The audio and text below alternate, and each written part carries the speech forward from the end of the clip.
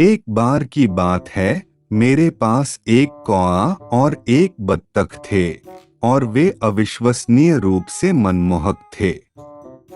जब मैं प्राथमिक विद्यालय में था, मुझे अपने ग्रामीण गृहनगर में एक पेड़ के नीचे एक कौवे का बच्चा मिला। वह अपने घोंसले में वापस लौटने के लिए बहुत ऊपर गिर गया था और संभवतः प्रभाव के कारण उससे खून बह रहा था। चूंकि सुदूर स्थान होने के कारण आसपास कोई पशु चिकित्सक नहीं था, इसके लिए खेद महसूस करते हुए मैंने स्वयं इसकी देखभाल करने का निर्णय लिया।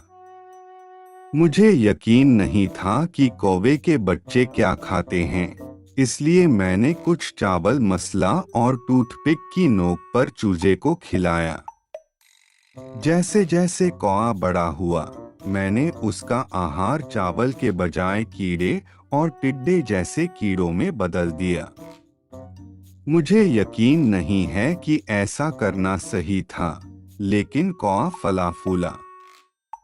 मैंने इसे एक नाम भी दिया, जिससे यह मेरे लिए और भी प्यारा हो गया।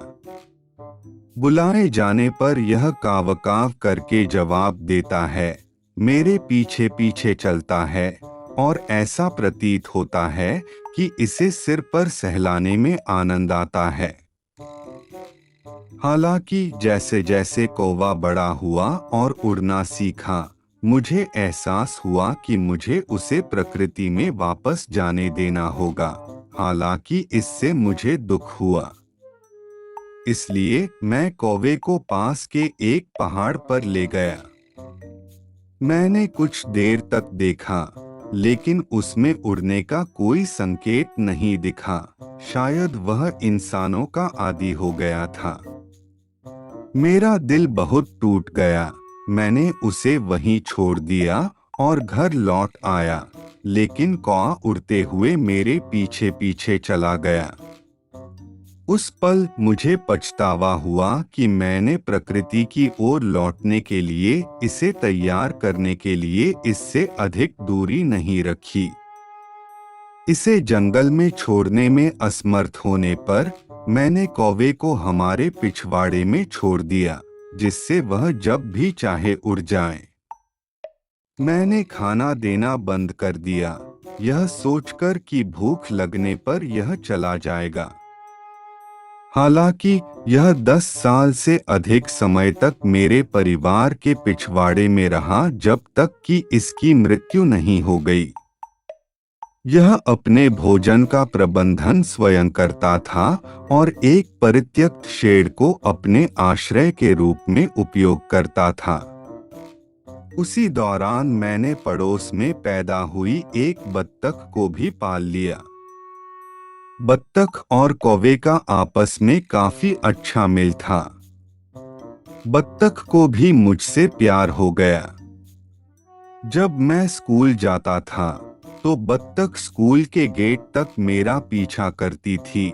वह सिंचाई चैनल का उपयोग करके वापस चली जाती थी, जो स्कूल से घर तक का शॉर्टकट था। मेरे घर लौटने पर कौआ मेरा स्वागत करेगा।